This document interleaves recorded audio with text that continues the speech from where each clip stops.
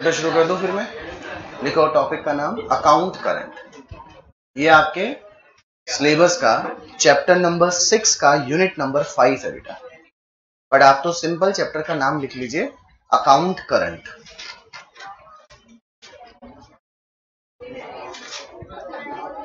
Topic name is account current. आपने आज तक नाम क्या सुना है? अब क्या पढ़ेंगे अपन लोग?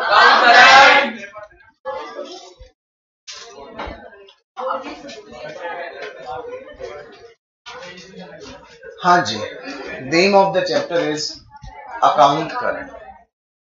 अब अपन लोग जो है इसका मीनिंग जो लिखने का काम है वो बाद में करेंगे। पहले एक छोटा सा एग्जांपल समझो कि अकाउंट करंट कैसे काम करता है और इसकी क्या पर्पस है, किस मैनर में बनता है अकाउंट करंट। पीछे आप बिल्कुल आवाज नहीं आ रही तो आप थोड़ा चुप हो जाइए। देखो देखे आ रही है क्या आवाज? एकदम चुप आ रही है बराबर? तो एकदम शांत रहिए, ठीक है? कोई चीज पूछनी हो तो पूछ लीजिएगा। बेटा जब भी हम किसी भी बिजनेसमैन से या अपन कॉलोनी में मान लीजिए नए नए शिफ्ट हुए हैं, मैं अपनी अभी किसी कॉलोनी में नया नया शिफ्ट हुआ, पुरानी जगह को छोड़कर नई जगह पर आया। ऑब्वियस ही बात है, घर के डेली के कई बार सामान अपने को दुकान से जाकर लाने पड़ते हैं। कभी कुछ जरूरत होती है, कभी कुछ जरूरत होती है, घर वाले भेज देते हैं। अभी अभी गया था, फिर 5-10 दिन बाद आता है, ये लेकर तो फिर जाना पड़ता है। 100 बार जाते हैं हम लोग।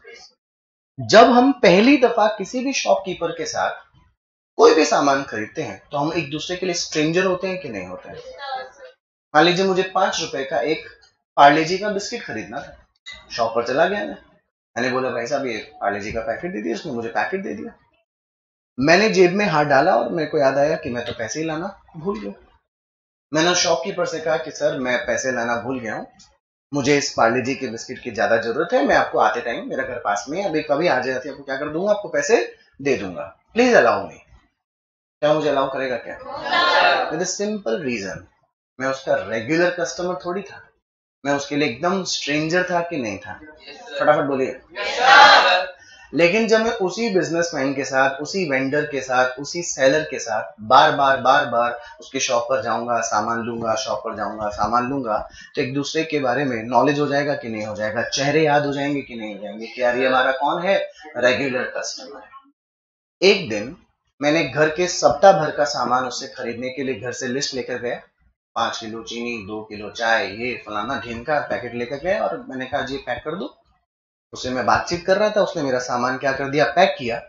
मैंने अपने थैले में भरवाया और पैसे निकालने के लिए पॉकेट में हाथ डाला। देन अगेन आई फॉरगॉट कि मैं क्या ले जाना भूल गया, वॉलेट, पैसे ले जाना भूल गया।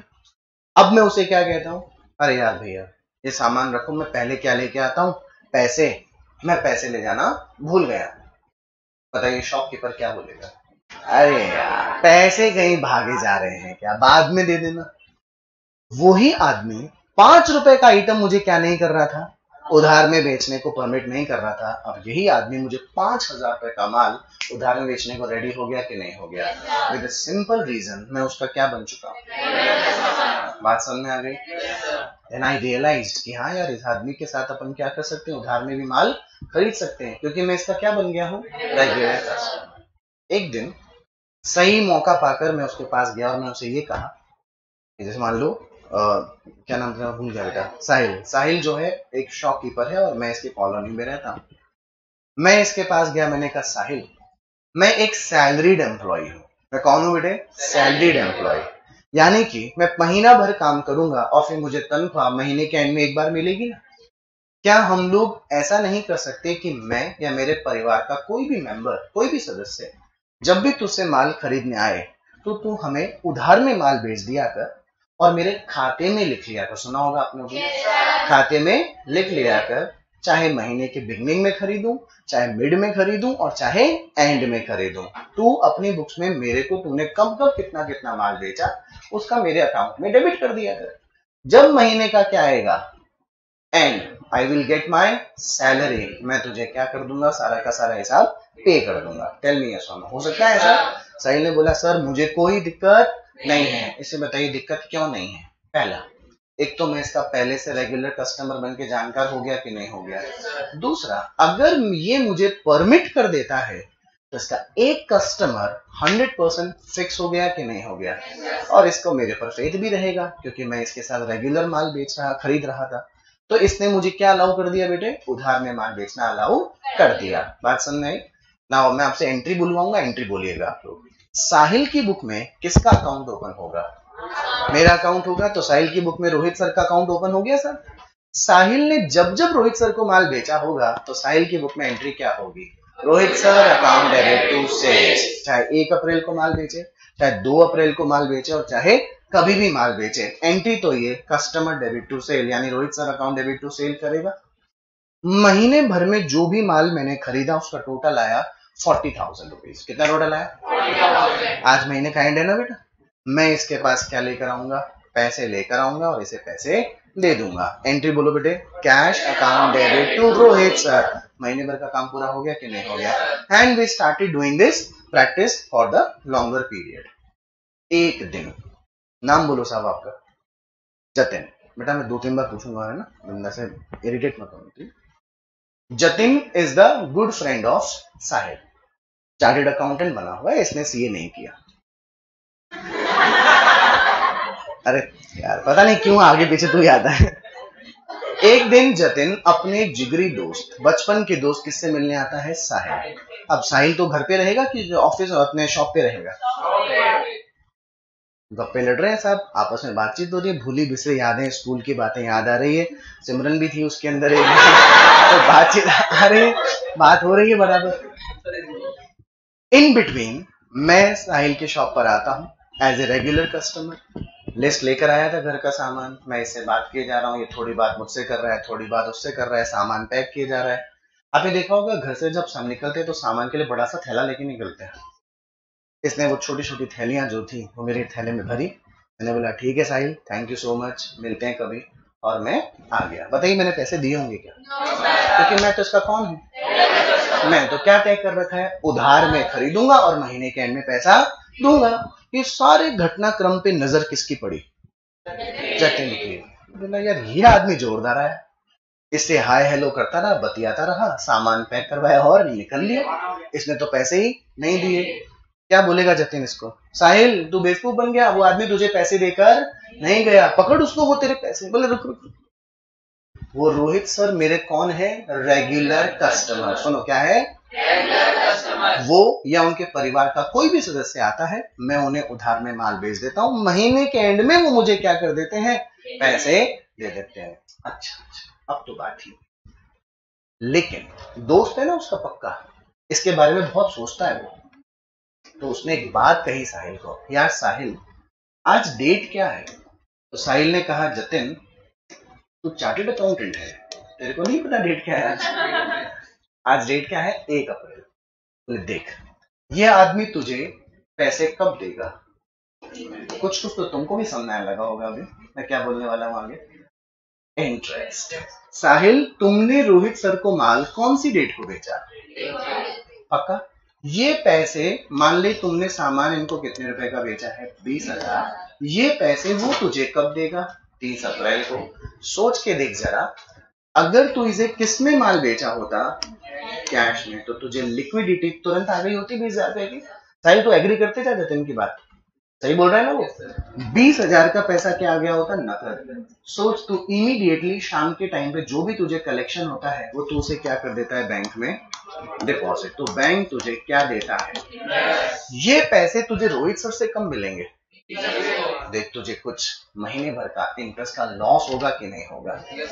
बाकी तो यार तू खुद समझदार है, तू देख ले आगे से तुझे रोहित सर को उधार में माल बेचना चाहिए कि नहीं। इसने मेरे और साहिल के रिश्तों में आग लगा दी। क्या आप समझो ना, मैं जो अकाउंट करंट का टॉपिक बताना चाह रहा हूं, बिलीव मी ये टॉपिक समझ में आ गया ना, अकाउंट करंट यूं चुटकी में सॉल्व हो जाएगा आपसे। साहिल अगर कान का कच्चा है, अबे कान का कच्चा मतलब छोटी छोटी बातों पे विश्वास कर लेना, तो ये अगर बोलता है कि हाँ यार उसकी बात तो सही है, तो ये क्या कर देगा? मुझे उधार में माल बेचना बंद कर देगा। और अगर ये इतना स्ट्रांग है कि नहीं छोटी मोटी बातों पर विश्वास नहीं रखता, तो खाली थैंक यू बोलेगा और मेरा इसका रिलेशन बना रहेगा बेटे। लेकिन चूंकि मुझे आपको क्या पढ़ाना है? अकाउंट करंट, मुझे इसको कान का कच्चा बनाना पड़ेगा। बोला हाँ यार जतिन बात तो तूने सही कही, जो पैसे मुझे कम मिल जाते वो पैसे मुझे मिलेंगे कब? साला मुझे आज तक इंटरेस्ट का क्या होते आया है, आज से क्रेडिट सेल। अब मैं से उम्र में बड़ा हूँ, रेगुलर कस्टमर भी हूँ, मेरे मुंह पे तो मुझे क्या नहीं कर सकता। He started avoiding, मैंने कहा ना आग लगा दी रिश्तों में। सामान मांगता हूँ 15,000 का, देता है 5,000 का। मैं कहता हूँ वो सर्फ एक्सेल दे दे, बोलते सर्फ एक्सेल तो नहीं है, जबकि मैं देख रहा हूँ सामने क्या पड़ा है, सर्फ एक्सेल। मैं समझ रहा हूँ कुछ ना, दाल में कुछ जतिन है, दाल में कुछ काला है। बात समझ आ रही है? एक दिन मौका मान के पकड़ लिया, मैंने कहा ए भाई क्या कोई प्रॉब्लम है तो मुझे पता है, शेयर कर, क्या दिक्कत है? माल कम बेचता है, सामान पड़ा होता है तो मुझे उधार बेचने से मना कर देता है, क्या चक्कर है? उसने हिम्मत करी, उसने सारी कहानी बता दी। सर आप मेरे से सामान कब खरीदते हो? देख बेटा, कब खरीदते हैं? 1 अप्रैल। और आप मुझे पैसे कब देते हो? 23 अप्रैल। देखो मुझे इंटरेस्ट का क्या क्या होगा, तो डिस्ट्रैक्ट मत हो बेटा, इस पे ध्यान रखो। मुझे इंटरेस्ट का क्या होता है? लॉस। मैं आपको क्या नहीं कर सकता? उधार में माल नहीं बेच सकता। बेटा मेरे लिए तकलीफ हो गई कि नहीं होगी? मैं तो कौन सा पर्सन था? Salaried person. मुझे तो तनख्वाह कम मिलेगी, घर में सामान की जरूरत और पैसे है नहीं, ये मुझे उधार नहीं बेचेगा तो मेरे को और मेरे फैमिली मेंबर को नुकसान होगा कि नहीं होगा? क्या करूं क्या करूं क्या करूं? मैंने ही इसे कहा कि देख तेरा कंसर्न लॉस ऑफ इंटरेस्ट का है कि नहीं, मैं तुझे वो इंटरेस्ट पे कर दिया करूंगा। बोले कैसे? अब देखो अकाउंट करंट कैसे काम करता है। किसकी बुक्स ऑफ अकाउंट्स बनाई जाएगी? साहिल की बुक्स में किसका अकाउंट होगा? रोहित सर का अकाउंट होगा बेटे। अच्छा, साहिल ने ट्रांजैक्शन कौन सी डेट को रिकॉर्ड किया होगा? 1 अप्रैल को रिकॉर्ड किया होगा। 1 अप्रैल के दिन साहिल की बुक में एंट्री क्या हुई होगी? Rohit sir account debit to sale, कितना रुपए? 20,000। ओके बेटा, अप्रैल 1 से लेकर 30 अप्रैल के महीने भर का इंटरेस्ट लगा लें हम लोग। आपको कैलकुलेट करने की जरूरत नहीं है, मैं यूं ही मान लेता हूं कि इंटरेस्ट की वैल्यू आई 2,000। कितनी आई मान लीजिए? 2,000। मैंने कहा साहिल महीने के एंड में विदाउट इंटरेस्ट तो मैं तुझे कितने पैसे देता, लेकिन अब क्योंकि तुझे क्या हो रहा है? इंटरेस्ट का लॉस, वो इंटरेस्ट तू मुझसे ले लेना।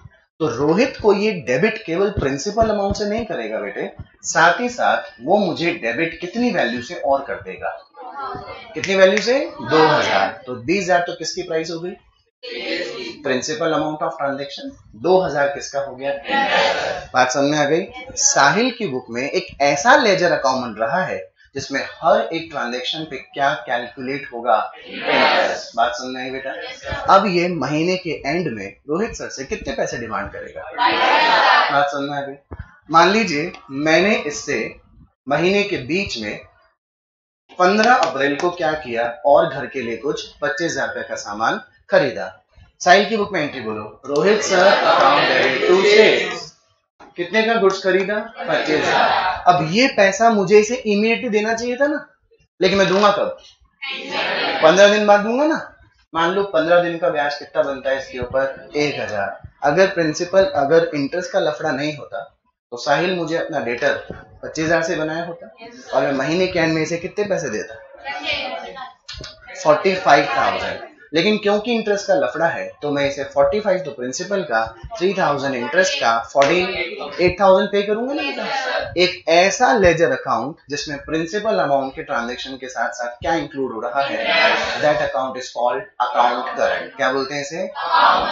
अभी खत्म नहीं हुआ कॉन्सेप्ट। एक और एग्जांपल, मुझे सैलरी कब मिलती? 30 अप्रैल। मान लीजिए 20 अप्रैल के दिन मेरे एम्प्लॉयर ने खुश होकर हम सभी एम्प्लॉइज को 5-5 हजार रुपए क्या दे दिए? सैलरी के पहले ही एडवांस दे दिए। मुझे पैसा कब मिल गया? 5,000। 20 अप्रैल। मैं घर होके खुश आ रहा हूँ कि नहीं आ रहा हूँ? यार मुझे 5,000 रुपए क्या मिला है? एडवांस मिला। घर वालों ने क्या कहा? ये पैसे खर्च हो जाएंगे, जाओ पहले उधारी चुका कर आ जाओ। कौन सी डेट को जाना चाहिए था मुझे इसके पास? लेकिन मैं कब चला जाऊंगा? मैंने कहा ये ले भाई 5,000, तेरी उधारी थोड़ी कम कर देता हूँ। साहिल की बुक्स में एंट्री क्या होगी? फिर से बोलो, कैश। इसे पैसे कब मिले? 20 अप्रैल। ये क्या कर देगा? By cash. कितना रुपीज? 5,000। अच्छा, मैं देख रहा हूं कि जब ये मुझे माल बेचता है तो प्रिंसिपल अमाउंट को भी फिल करता है, और साथ ही साथ उस पर क्या लगाता है। अब मैंने देखा कि नालायक खाली केवल क्या किया, cash account debit to Rohit sir किया, उसमें इंटरेस्ट नहीं लिखा। बताइए मैं इसे क्या बोलूंगा, साहिल तूने मेरे ऊपर जो भी इंटरेस्ट लगाया है ये 30 अप्रैल तक का लगाया है, ये सोचकर कि तुझे ये पैसे मिलेंगे कब। क्या तुझे ये पैसे 30 अप्रैल को मिले? कब मिले? यार 10 दिन पहले मिले कि नहीं मिले? मैं तुझे पहले पैसा दे रहा हूं तो मुझे इंटरेस्ट की छूट रिबेट मिलनी चाहिए कि नहीं मिलनी चाहिए। कितने रुपए हैं? कौन सी रेट को है? मान लो 5,000 का 10 दिन का इंटरेस्ट, मान लो बेटा, मान लो कितना है? 500। बात समझ में आ गई क्या? मतलब ये मुझे इंटरेस्ट की रिबेट भी अलाउ करेगा ना बेटे। एक ऐसा लेजर अकाउंट जिसमें हर एक ट्रांजैक्शन के साथ क्या ऐड होगा? इंटरेस्ट। वही लेजर अकाउंट क्या बनता है? Account current. बात समझ में आ गई? चलो अब हिसाब करते हैं बेटा। ये मुझसे इंटरेस्ट के कितने मांगता था, मैं इससे इंटरेस्ट के कितने मांगता है? 3,000 माइनस 500, ये मुझसे कितने मांगता है? 2500, यानी 2,500 तो किसके मांगता है? ये तो इंटरेस्ट की कहानी हो गई। इसने मुझे माल कितने रुपए का भेजा है? मैंने इसे पैसा कितना दे दिया? प्रिंसिपली में से कितना पैसा दिया? आज समझ में आ गई। नेट में 30 अप्रैल को Rohit sir how much amount he will pay to Sahil? 40,000 principal, 2,500 interest, 42,500। बात समझ में आ गई। आज तक आपने जितने भी लेजर अकाउंट देखे हैं उन लेजर अकाउंट में कभी भी इंटरेस्ट का कॉलम था क्या? लेकिन जब आपने क्या देख लिए बेटे, लेजर अकाउंट के साथ इंटरेस्ट के कॉलम देख लिए, तो वो ledger account is called account current. Please tell me yes और नो। बात समझ में आई? ये जो मैंने एग्जांपल आपको दिया इसलिए दिया ये आपको इंटरेस्टिंग लगा होगा और इजी भी लगा होगा, राइट? दूसरे केस में अकाउंट करंट कैसे बनते हैं? मैं एक बड़ा बिजनेसमैन हूं, साहिल एक बड़ा बिजनेसमैन है। हम दोनों एक दूसरे के साथ मंथ ऑन मंथ बेसिस बहुत सारे ट्रांजैक्शंस करते रहते हैं। मैं इसे बहुत माल खरीदता हूं, पार्ट में कुछ पैसा कभी दे देता हूं। मैं इसे बहुत सारा माल बेचता हूं, ये पार्ट में मुझे कभी कुछ पैसा दे देता है। जरूरत पड़ने पर मैं इससे एडवांस ले लेता हूं, जरूरत पड़ने पर ये मुझसे एडवांस ले लेता है। समझ में आ रही है मेरी बात? समझ में आ रही पक्का? तो हमने जो माल बेचा उसके बदले पूरा पैसा नहीं दिया, पार्ट पेमेंट किया। हमने जो माल खरीदा उसके बदले पूरा पैसा नहीं दिया, पार्ट पेमेंट नहीं दिया। लेकिन जब महीने का एंड आएगा तब दोनों जन एक जगह मिलकर एक दूसरे के साथ अकाउंट्स को सेटल करेंगे कि नहीं करेंगे? बात समझ में आ रही है? तो हर एक ट्रांजैक्शन पर मैं इस पे क्या लगाऊंगा, ये मुझ पे क्या लगाएगा। मेरी बुक में किसका अकाउंट होगा? तो इधर किसका अकाउंट आएगा? साहिल का। प्रिंसिपल अमाउंट का फिगर आएगा, इंटरेस्ट का फिगर आएगा, डेबिट में भी और क्रेडिट में भी। इसकी बुक में किसका अकाउंट होगा? रोहित का। प्रिंसिपल अमाउंट भी आएगा और इंटरेस्ट भी आएगा। तो मेरी बुक में अकाउंट करंट किसके फेवर का बनेगा? साहिल के फेवर में। बुक्स में किसके फेवर बनेगा? कॉन्सेप्ट समझ में आ गया? पक्का? लिखना शुरू करो। मीनिंग बस अब हमारे काम केवल किस चीज का बचा है? सॉल्यूशन, क्वेश्चंस का सॉल्यूशन लाना। कॉन्सेप्ट समझ गए आप लोग? थ्योरी में लिखवा देता हूं, लिखो। Meaning of account current. An account current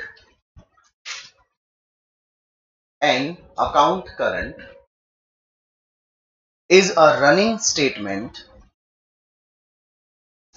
An account current is a running statement of transactions between parties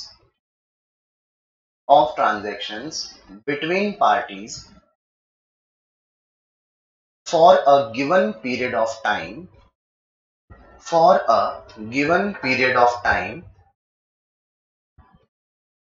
and includes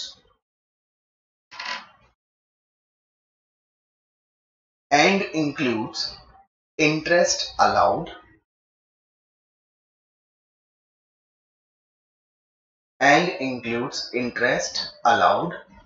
or charged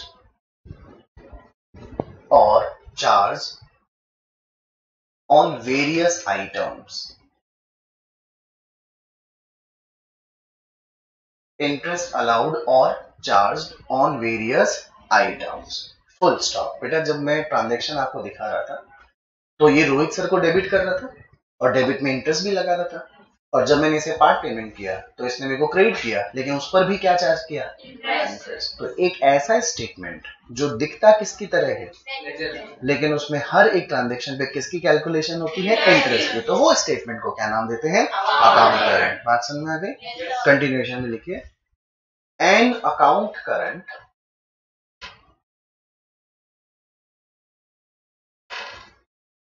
is prepared, an account current is prepared in the form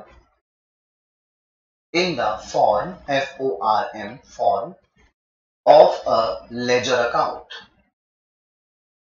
in the form of a ledger account। साहिल की book में Rohit sir के debit में भी recording हो रही थी, तो credit में भी रिकॉर्डिंग हो रही थी, तो है लेजर अकाउंट की तरह ना, बट एडिशनल कॉलम किसके आ गए थे? अच्छा, केवल इंटरेस्ट का ही नहीं आता, और भी 2 कॉलम्स आएंगे, वो मैं आपको आराम से सिखाऊंगा। बात समझ में आ गई? एक लाइन छोड़कर लिखो,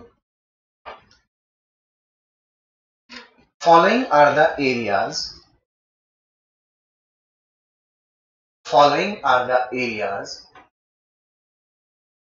wherein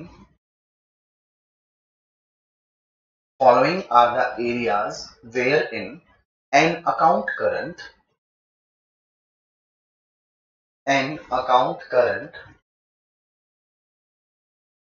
can be prepared।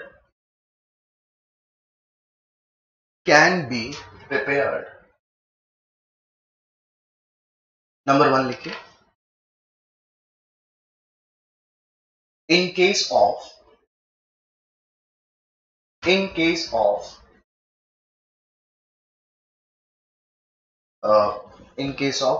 various transactions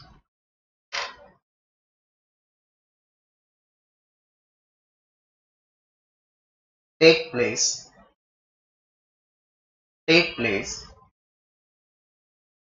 between the same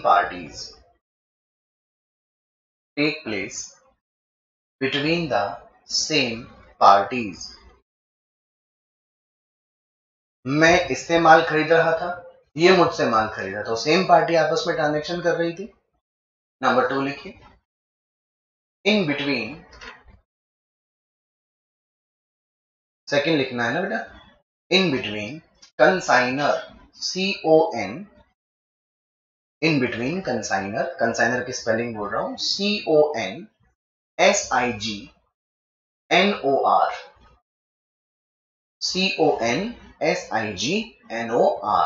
in between consignor and consignee, CONSIGNEE।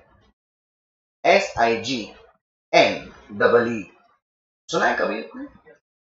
Course में था, लेकिन बाद में हटा दिया आपके RBSE में से। कंसाइनमेंट मतलब मैं गुड्स का ओनर हूं, मैं जयपुर में अपना बिजनेस संभाल रहा हूं, मैं इतना ज्यादा एम्बिशियस हूं कि मैं जयपुर के अलावा राजस्थान के अन्य जो अदर डिस्ट्रिक्ट्स हैं वहां पर भी अपना माल बेचना चाहता हूं। राजस्थान छोड़िए, मैं ऑल ओवर इंडिया में अपने प्रोडक्ट को बिकवाना चाहता हूं।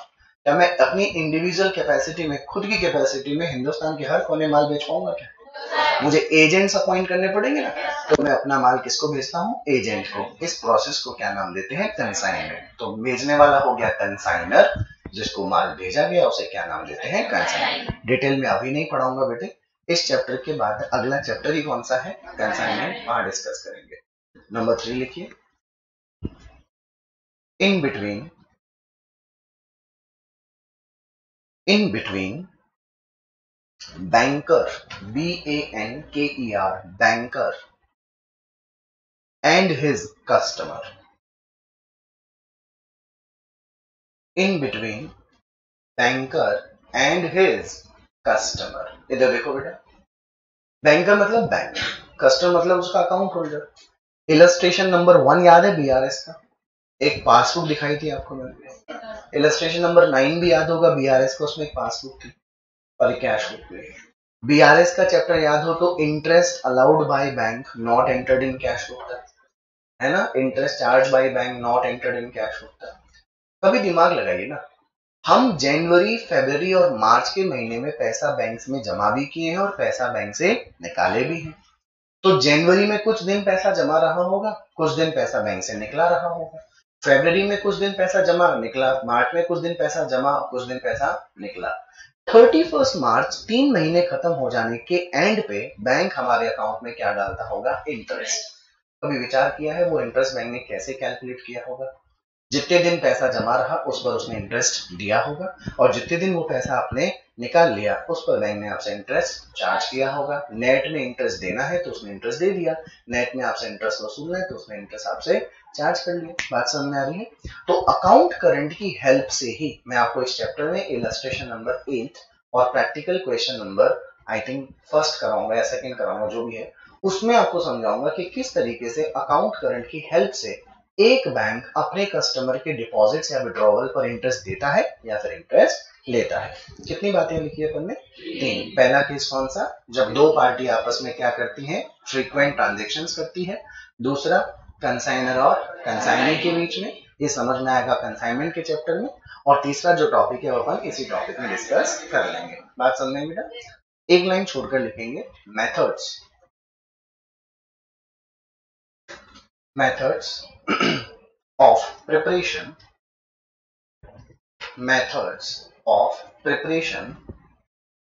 of account current. Methods of preparation of account current. Number 1, with the help of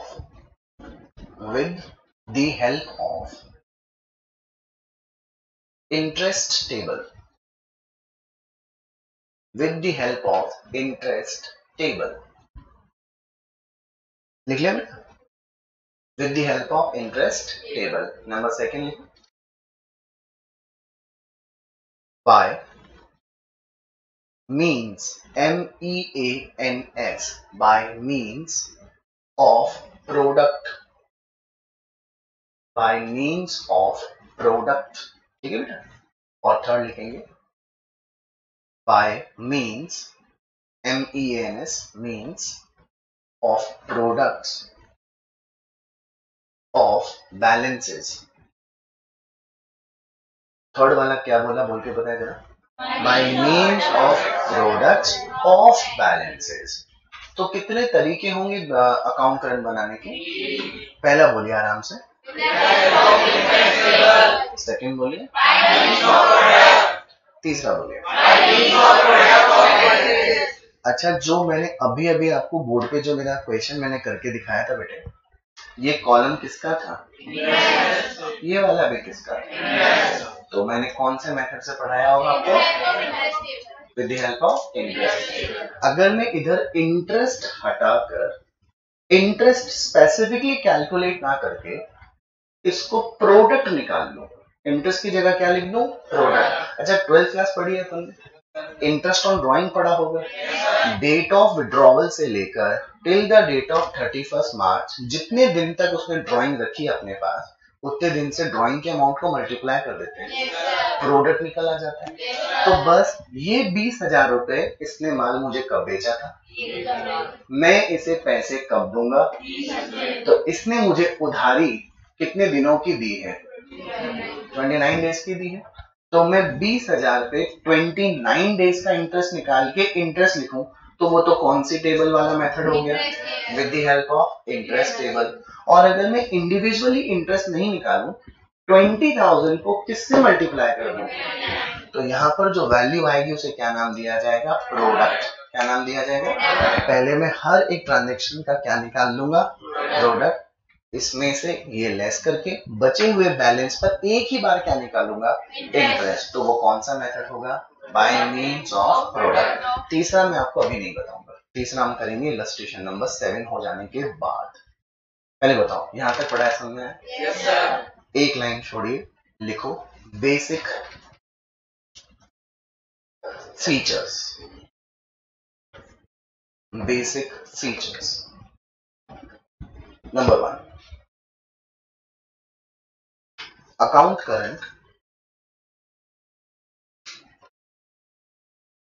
current is rendered, RENDERED। Rendered का मतलब क्या होता है बेटा? भेजना। अगर मैं अकाउंट करंट आपको भेज रहा हूं, that means I am rendering the account current to you. और if you are sending the account current to me, that means you are rendering the account current. Okay, क्या लिखा अपन ने? Account current is rendered by one party to another party. By one party to another party.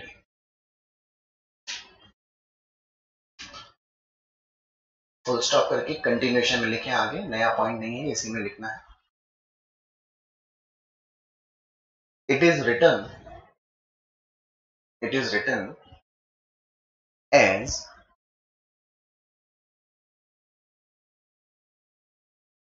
x in account current. x आता है ना, जैसे x y z होता है ना, वैसे x in account current with y. x in account current with y. Interest to dash dash dash at the rate dash dash % per annum. कुछ समझे क्या? साहिल किसको बना के भेजेगा? Account current. तो साहिल की बुक्स में अकाउंट करंट की हेडिंग पता है क्या होगी? Rohit sir in account current with Sahil, interest to which date? At the rate 10%, 12%, 15%, जो भी होगी. एक बार रिपीट करेंगे मेरे साथ वापस. कौन बना के भेज रहा है? किसके फेवर में? तो पहले नाम आएगा रोहित सर का, बाद में नाम किसका आएगा? साहिल का. बोलिए, Rohit sir in account current with Sahil, interest to 30th April at the rate 12% per annum. आज समझ में आ गई? अब मैं भेज रहा हूं किसको? तो पहले नाम किसका है? बोलिए, Sahil in account current with Rohit sir, interest to 30th April at the rate 12% per annum. Okay, अब इतने होशियार हो आप लोग, समझ गए. रोहित सर बना के भेज रहे हैं तो नाम पहले किसका आएगा? और साहिल बना के भेज रहे हैं तो नाम पहले आएगा रोहित सर. बात समझ में आ गई बेटा? जिस पार्टी के फेवर में भेजा जाता है उसका नाम पहले, और जो पार्टी भेजती है उसका नाम बाद में. बात समझ में आई बेटा? नंबर 2 पॉइंट लिखिए.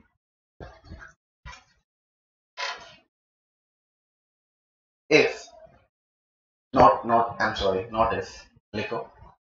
इंटरेस्ट, सेकेंड पॉइंट लिख रहे हैं अपन लोग. Interest will be calculated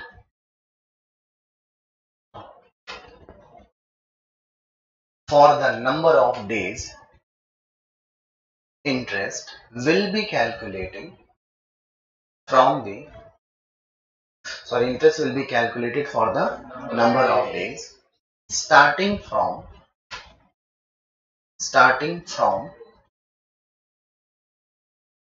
due date,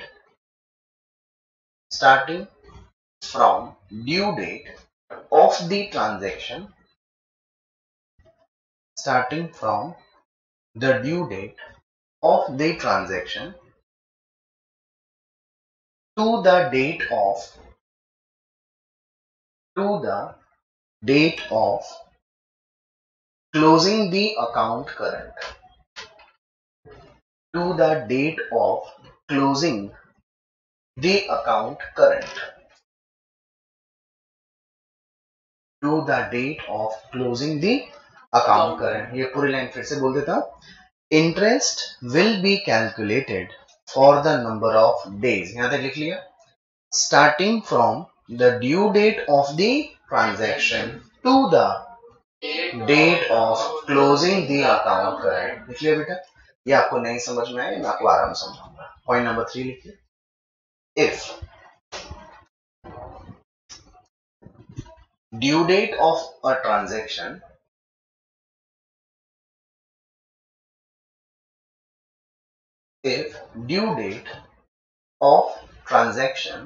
is not given,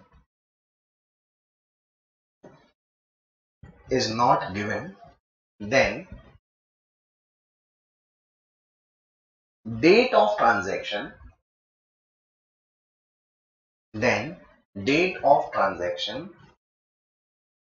will be considered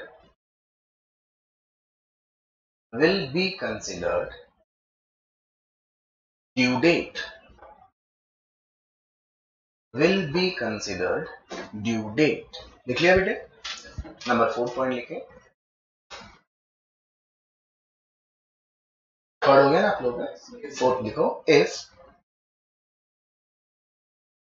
account current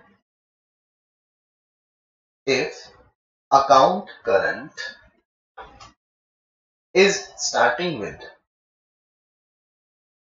if account current is starting with an opening balance, if account current is starting with an opening balance, then the day of opening the account current, then the day of opening the account current will also be included,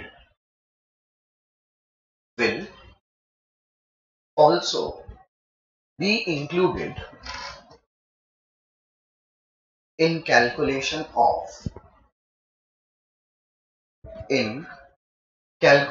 of number of days for charging interest,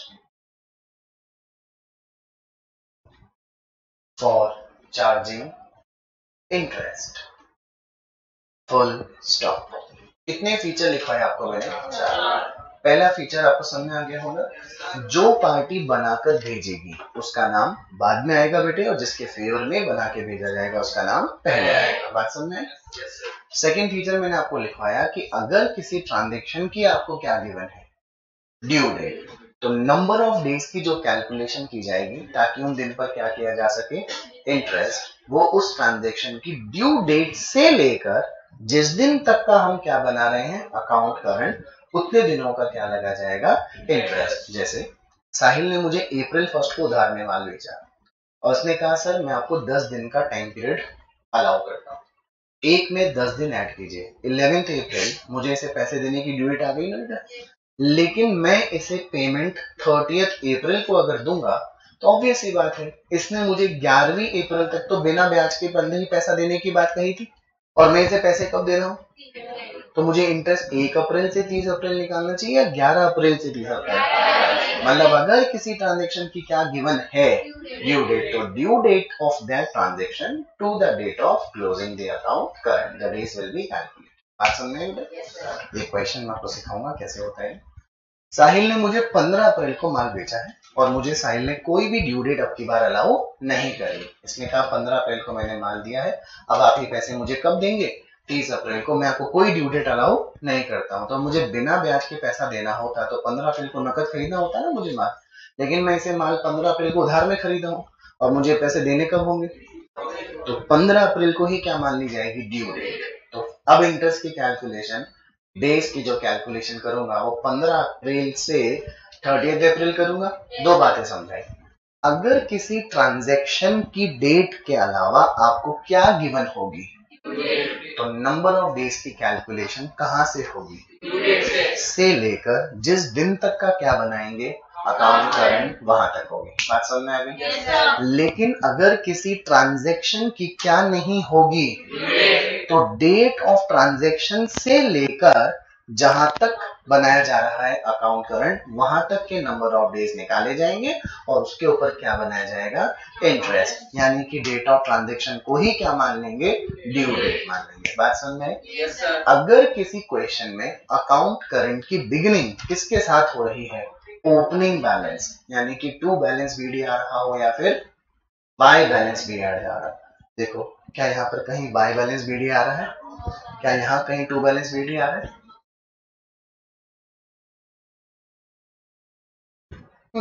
क्या लिखा आ रहा है? तो ऐसे case में जब account current की हम बिगनिंग करेंगे तो नंबर ऑफ डेज की जो कैलकुलेशन होगी वो इस दिन को भी क्या किया जाएगा, यहां से यहां तक की जब कैलकुलेशन करेंगे तो मैं 1 जुलाई से जब 31 दिसंबर जाऊंगा तो वैसे देखा जाए तो जुलाई में दिन कितने होते हैं 31। कितने होते हैं 31। एक दिन तो चला ही जाना चाहिए ना, क्योंकि यहाँ से बढ़ूंगा आगे, तो जनरली 31 में से 1 जुलाई गया तो कितना बचना चाहिए 30। लेकिन इस क्वेश्चन में क्योंकि अकाउंट करंट की बिगनिंग किससे हो रही है तो मैं जुलाई की 1 तारीख को भी लूंगा, यानी जुलाई के 30 डेज नहीं लूंगा, जुलाई के 31। ये मैं आपको आराम से समझाऊंगा, थोड़ा थोड़ा समझ आ गया होगा आप लोगों को, पक्का बेटा। Now we are starting this chapter with illustration number 1। आपको इस चैप्टर को पढ़ने का सबसे अच्छा तरीका बताता हूँ। आप लोग एंट्री बोलेंगे, क्योंकि ये है क्या अकाउंट करंट, लेजर अकाउंट ही तो है, बस इसमें कुछ इंटरेस्ट और कुछ एडिशनल कॉलम्स ऐड हो जाते हैं। चलिए देखिए, prepare account current for in respect of the following transaction with Shyam. Nath brother हमसे रिक्वेस्ट कर रहा है कि मैंने कुछ ये ट्रांजेक्शन किसके साथ किए, प्लीज मुझे क्या बना के दो अकाउंट करंट, ताकि मैं किसको भेज सकूं। कौन भेजेगा, किसके फेवर में, बताइए क्या लिखेंगे। Shyam in account current with नाथ। दोबारा बोलो, बात सुनना अभी। कब तक के ट्रांजेक्शन हो रहे हैं। The account is to be prepared up to interest कितना %, interest to 1 February and the rate 6% per annum. बात समझ में। इन्होंने क्वेश्चन में साफ साफ बोला, अज्यूम कीजिए 1 year is equals to 365 days. बात समझ में बेटा। देखो ना, ये ईयर कौन सा है, लेकिन अगला साल 2020 आ जाएगा। अगर उस 2020 की बात करें तो फरवरी लीप ईयर की नहीं होगी, 2020 में 4 का पूरा पूरा डिवाइडेशन हो जाएगा। पता है ना कोई कॉन्सेप्ट, जिस साल में 4 का पूरा पूरा डिवाइड होगा वो लीप ईयर होता है। भले ही वो क्वेश्चन किस चीज का हो, फरवरी 29 डेज का हो, भले ही वो ईयर 266 दिनों का हो, क्वेश्चन में लिख दिया जाए ना कि February is equals to February is equals to 28 days या 1 year is equals to 365 days, तो बस जैसा उसने कहा है वैसा ही अपने को करना है। बात समझ आई बेटा। लेकिन आगे और जब क्वेश्चन आएगा तब और डिस्कस करेंगे। अच्छा, तो ये बात तय हो गई कि हम इस क्वेश्चन में क्या बन जाएंगे, हमारी बुक में किसका लेजर अकाउंट होगा, पक्का। अब हेडिंग देखो, मेरे साथ दोबारा बोलेंगे बेटा। Shyam in account current with Nath brothers, interest to 1 February 2020 at the rate 6% per annum. Okay बेटे, घर जाके इस क्वेश्चन को कॉपी में नोट करेंगे। मैं आपको अभी क्वेश्चन को सॉल्यूशन दिखा दिखा कर ही आपको बताते जाऊंगा, समझ गए। वरना बार बार क्वेश्चन को पलटूंगा, बार बार बोर्ड दिखाऊंगा, इससे बढ़िया है क्वेश्चन पढ़ाऊं, आप मेरे साथ एंट्री बोलिएगा, we will check the solution. Okay, हम कौन बनेंगे इस क्वेश्चन में, नाथ ब्रदर। हम कौन है, नाथ ब्रदर। हमारी बुक में किसका अकाउंट, एक लेजर अकाउंट, लेकिन उसमें एडिशनल कॉलम आ जाते हैं, ठीक है ना बेटे। अब वो कॉलम्स देखिए कौन कौन से। पहले तो लेजर अकाउंट में कॉलम कौन कौन से होते हैं, date, particular amount, date, particular amount. तो मैंने एक जो शुरू में डेफिनेशन लिखवाई थी ना, तो मैंने कहा था कि account current takes the form of a ledger account. Date, particular amount, date, particular amount, ये तो होता है विद सम एडिशनल कॉलम।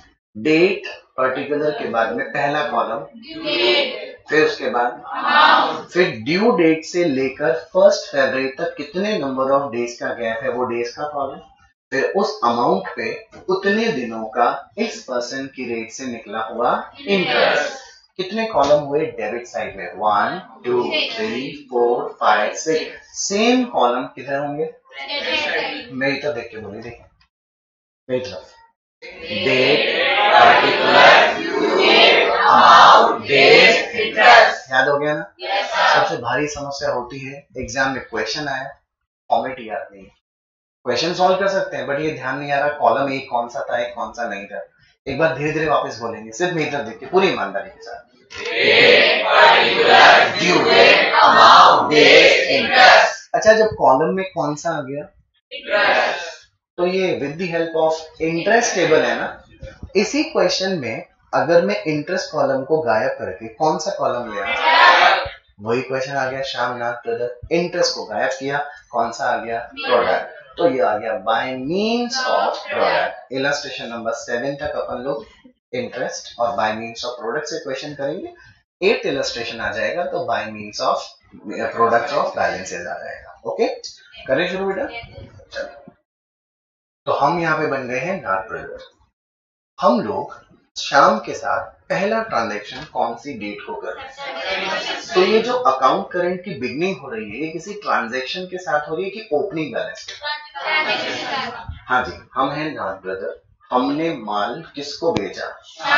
हमारी बुक्स में शाम अकाउंट डेबिट टू सेल्स। ये देखो, क्या शाम के डेबिट साइड में ट्रू सेल्स आया?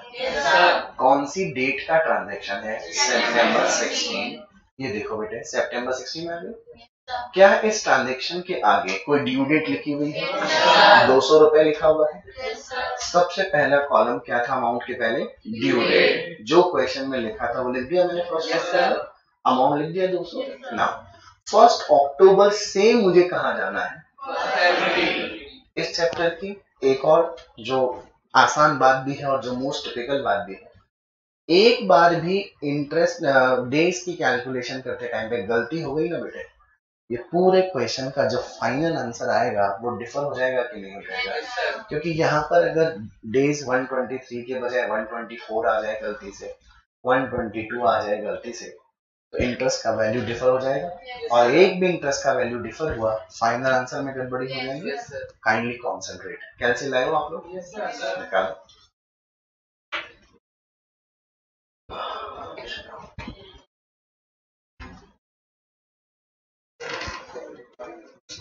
हम लोग बचपन में जनवरी फरवरी पढ़े थे ना? जनवरी में दिन बोलिए कितने होंगे? फरवरी, मार्च, अप्रैल, मई, जून, जुलाई, अगस्त, शाबाश, सितंबर, अक्टूबर, नवंबर, दिसंबर। और अगर भूल गए तो बचपन में ये पढ़ाई थी। 1 अक्टूबर से कहाँ जाना है? 1 फरवरी। जल्दबाजी मत करना। अक्टूबर में दिन कितने होते हैं? 31। एक दिन तो अक्टूबर का निकल ही गया है ना कैलकुलेटर पे। 30 डेज ऑफ अक्टूबर। ओके, अक्टूबर के बाद अगला महीना 30 दिन ऐड करो। नवंबर के बाद नेक्स्ट मंथ प्लस 31 डेज। दिसंबर के बाद अगला महीना 31 डेज और अगला महीना, लेकिन फरवरी की कौन सी date? Plus 1 day of February. Screen पे देखिए 123 दिन आ गए बेटा। मतलब 200 रुपए पे कितना परसेंट? 200 का 6%, 12 रुपए होता है ना? ये 12 रुपए 365 दिनों का है ना, डिवाइड बाय 365, मल्टीप्लाई बाय कितने दिन का ब्याज? मल्टीप्लाई 120। क्या 4 रुपए 4 पैसे आ गया क्या? मतलब नाथ ब्रदर, देखो मैं मेरी तरफ इशारा कर रहा हूँ, मैं कौन हूँ उसमें? शाम से। आप कौन है? शाम से। जब 1 फरवरी को 16 सितंबर को किए गए 200 रुपए की सेल के बदले पैसा मांगेगा तो ये कहेगा शाम निकाल 200 प्लस 4 रुपए 4 पैसे, यानी 204 रुपए 4 पैसे। बात समझ में आ गई क्या? ये पक्की बात क्लियर हो गई। अगला ट्रांजेक्शन देखो, नेक्स्ट ट्रांजेक्शन कौन सी डेट को हुआ? कैश रिसीव्ड फ्रॉम शाम। हम कौन है? हमें पैसा किससे मिला? पहले entry cash account debit to Shyam. Shyam credit हुआ ना? कौन सी डेट को हुआ? देखिए अक्टूबर 1। शाम के क्रेडिट में बाय कैश आया। अच्छा, क्या इसके आगे कोई ड्यू डेट लिखी है क्या?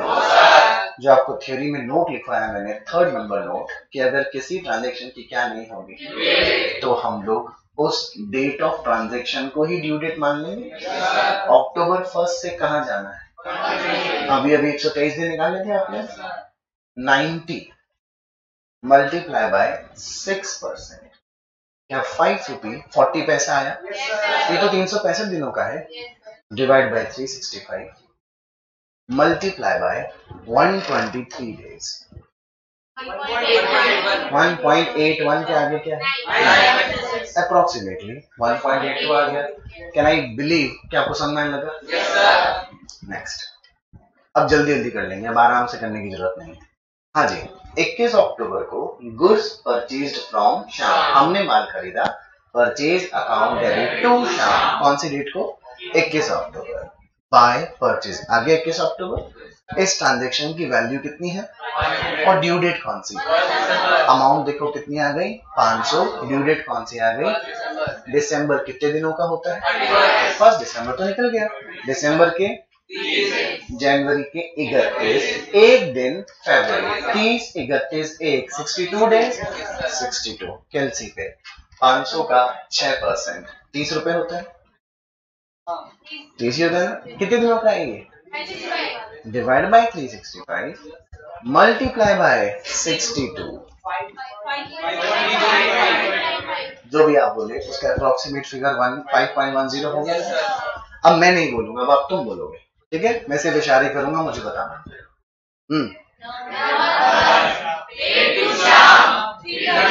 Speak the entry.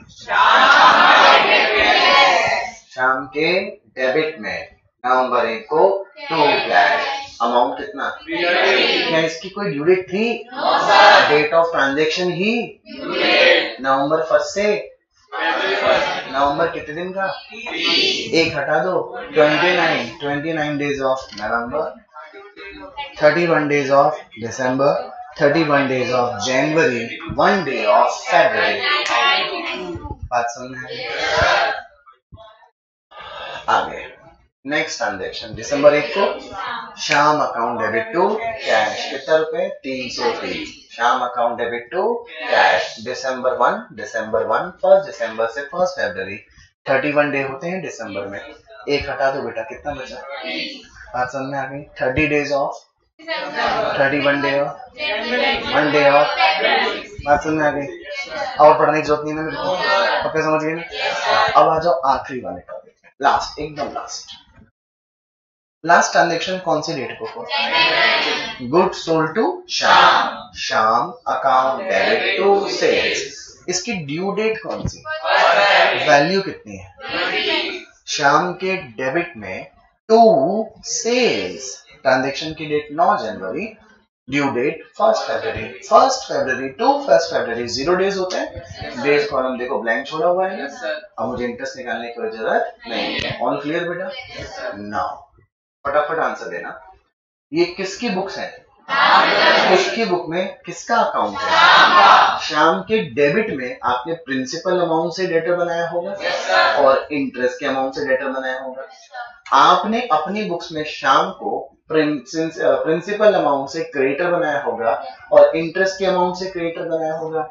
ये पैसे हम लेंगे, ये पैसे हम देंगे, ये ब्याज हम लेंगे, ये ब्याज हम देंगे। बात समझ में? पहले हिसाब किताब किसका करेंगे? इंटरेस्ट का। किसका? एक बेसिक कॉन्सेप्ट डिस्कस करूं, बहुत बेसिक। हमारी बुक्स में जिस भी पर्सन का अकाउंट ओपन होता है ना, वो एक पर्सनल अकाउंट होता है। पर्सनल अकाउंट के डेबिट में जो फिगर लिखे हैं, मतलब आप उसे अपना डेटर बना रहे हैं। क्या बना रहे हैं आप उसे? और जो आप उसके क्रेडिट में लिख रहे हो, मतलब आप उसे अपना क्रेडिटर बना रहे हैं। अगर उसके क्रेडिट का टोटल किससे ज्यादा है, मतलब क्रेडिटर का टोटल उसके डेटर से ज्यादा है, तो वो हमारा क्रेडिटर हुआ ना। और अगर डेटर का टोटल उसके क्रेडिटर के टोटल से ज्यादा है, तो नेट में हमारा डेटर हुआ ना। बात समझ में आई? हमने जो शाम के डेबिट में इंटरेस्ट लिखा है, मतलब हम शाम से इंटरेस्ट मांग रहे हैं, मतलब वो हमारा डेटर है। और जो हमने शाम के क्रेडिट में इंटरेस्ट लिखा है, मतलब हम उसे इंटरेस्ट देंगे, मतलब वो हमारा क्रेडिटर है। पक्का? पहले तो इंटरेस्ट लेने वाली अमाउंट का टोटल लगाइए कैलकुलेटर पर। 4.04, दोबारा लगाओ मेरे साथ। 4.04 प्लस 5 प्लस 3.36 प्लस 3.06, 15.4। ये इंटरेस्ट हमें शाम से लेना है। फिट कर लिया दिमाग में? स्क्रीन 0 कर दो आपके कैलकुलेटर की। हमें शाम को पहले वाले ट्रांजेक्शन पे इंटरेस्ट देना था 1.82 प्लस 5.10 प्लस 2.55 प्लस 1.02, 10.49। तो लेना तो इंटरेस्ट कितना था? और देना था 10.49। तो इंटरेस्ट लेने वाला फिगर ज्यादा है ना, इंटरेस्ट देने वाला फिगर, तो हमें नेट में इंटरेस्ट लेना है ना 15.4।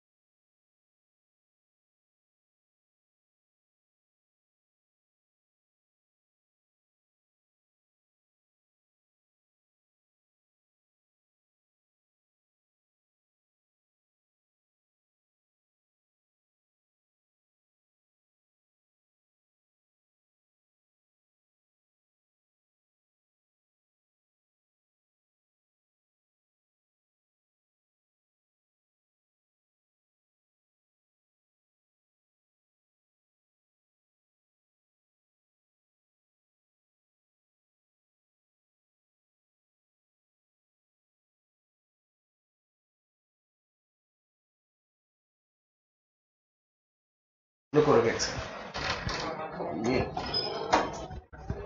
अरे पंकज, जितेंद्र, बैटरी।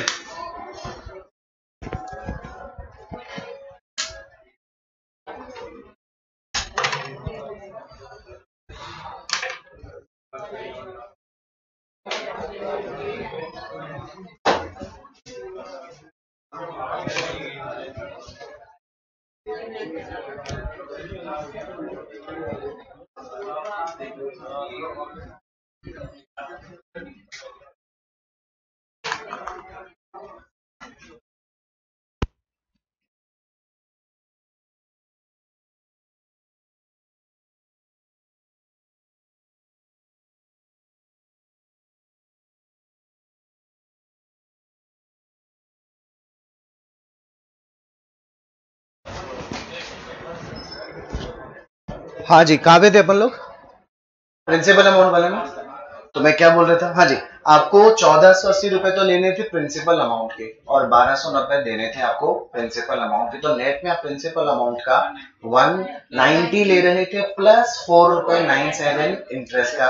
तो अल्टीमेटली आपकी बुक में आपको शाम से 194.97 लेना है ना, बाय बैलेंस सीडी आपको लेना है। आप शाम से पैसे मांगते हो तो शाम आपका डेटर बनाना, इधर बाय बैलेंस सीडी अगर आया तो डेफिनेटली शाम के डेबिट में टू बैलेंस बीडी आएगा कि नहीं आएगा। और जब आपकी बुक्स में शाम के अकाउंट का बैलेंस क्या आएगा? डेबिट। तो डेबिट बैलेंस डेटर का ही बैलेंस होता है ना। क्रेडिट बैलेंस किसका होता है? क्रेडिटर का बैलेंस। क्या मान लो कि आपको बात समझ में आ रही है? कर लोगे ना कॉपी में? पर अभी खत्म नहीं हुआ लेक्चर, रुको। ये कौन सा मेथड था? इसी क्वेश्चन को अपन किससे करेंगे? ज्यादा टाइम नहीं लगेगा। देखो क्या गायब हो गया, क्या आ गया? Date, particular, due date, amount, days, product. समझ गए ना? प्रोडक्ट 200 रुपए को किससे मल्टीप्लाई किया? 24,600। अब मैं रेंडमली ले लूंगा यूं। 500 को 31 से मल्टीप्लाई कीजिए, हो गया। 600 को 31 से मल्टीप्लाई। खैर आप समझ गए होंगे कि प्रोडक्ट मेथड में date, particular, due date, amount, days के बाद जो पहले इंटरेस्ट आता था वहां क्या आ जाएगा? इधर भी इंटरेस्ट की जगह क्या आ जाएगा? प्रोडक्ट कैसे निकलेगा? जो अपन 200 रुपए पे 6%, 12 रुपए, मल्टीप्लाई 123 डिवाइड बाय 365 100 बार कर रहे थे, वो करने की जरूरत नहीं है। Simply amount multiplied with you will get. तो पहले डेबिट के क्या करते जाइए? प्रोडक्ट लिखते जाओ। क्रेडिट की क्या लिखते जाओ? प्रोडक्ट। यहां तो छोड़ देना। ये है क्रेडिट का प्रोडक्ट, यहां से यहां तक है डेबिट का product. Use calculator. Debit side के प्रोडक्ट 24,000, जैसा मैं कहूं वैसा कीजिए। स्क्रीन जीरो करो, एकदम वापस से शुरू करो मेरे साथ। 24,600, 30,360, 20,460 प्लस 18,600। क्या सभी का टोटल 94,020? हम कौन है इस क्वेश्चन में? हमारी बुक में किसका अकाउंट? मतलब शाम के डेबिट का प्रोडक्ट, मतलब इस वैल्यू पर हमें इंटरेस्ट लेना है। समझ गए? स्क्रीन जीरो करो। Credit 11,070 plus 31,000 plus 15,500 plus 6,200, 63,770, right? देखो मजेदार बात बता रहा हूं, ध्यान दे, पहले समझने वाली बात बता रहा हूं। हमारी बुक में किसका अकाउंट है? हम शाम के प्रोडक्ट में डेबिट का प्रोडक्ट कितना निकाले थे और क्रेडिट का प्रोडक्ट? सही है ना? क्योंकि ये कौन सी साइड का प्रोडक्ट है? ये कौन से साइड? हमें इसके ऊपर तो इंटरेस्ट लेना है और हमें इसके ऊपर इंटरेस्ट लेना है। Am I right? Yes, sir. तो पहले मैं इस पे इंटरेस्ट लूं, इस पे इंटरेस्ट दूं, नेट में ही इंटरेस्ट ले लूं ना? Yes, sir. This minus this. कौन सा बैलेंस है? डेबिट बैलेंस है। कितना? 30,250। Yes, sir. क्योंकि डेबिट का टोटल ज्यादा था, क्रेडिट का टोटल कम था, इसलिए वहां देखो, वहां पे आप लिखते थे बैलेंस ऑफ इंटरेस्ट। अब आपने क्या लिखा? 30,250। बात समझ में? रटने वाली बात। जिधर बैलेंस आया है इंटरेस्ट का या प्रोडक्ट का, इंटरेस्ट की अमाउंट उसके अपोजिट साइड में आएगी। कॉन्सेप्ट जो मैं समझा रहा था, मुझे इंटरेस्ट लेना है ना उससे। 30,250 पे कितना परसेंट? Multiply by 1/365 days. क्या वही 4.97 आ रहा है कि नहीं? पक्का? मुझे नेट में इंटरेस्ट लेना है। किससे लेना है? शाम से पैसा मांगता हूं मैं। एंट्री शाम अकाउंट, इंटरेस्ट मेरी इनकम है ना?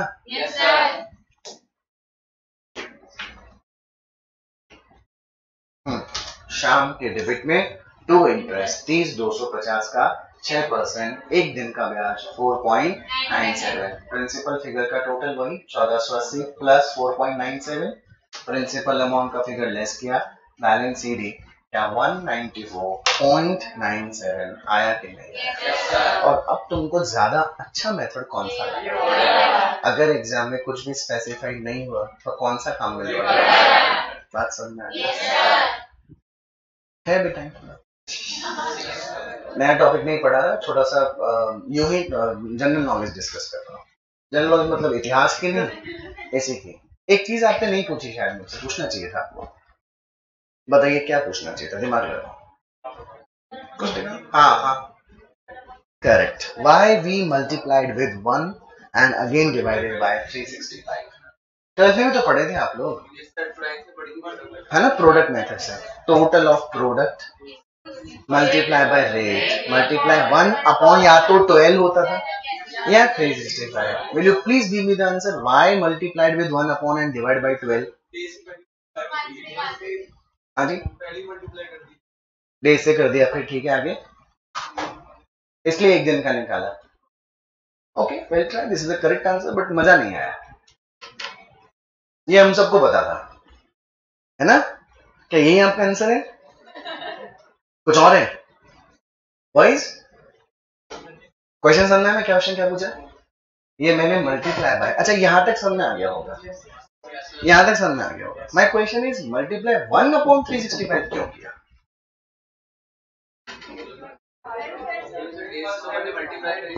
ऑलरेडी कर दिया, फिर से अपन ने 365 मतलब बेस से मल्टीप्लाई करके सेटअप करने के 365। ये आपका वो प्रयास है जो आपने इनमें से निकाल कर आंसर दे दिया कि मैं पहले ऐसे कर चुका था तो मुझे ऐसे करना ही पड़ेगा।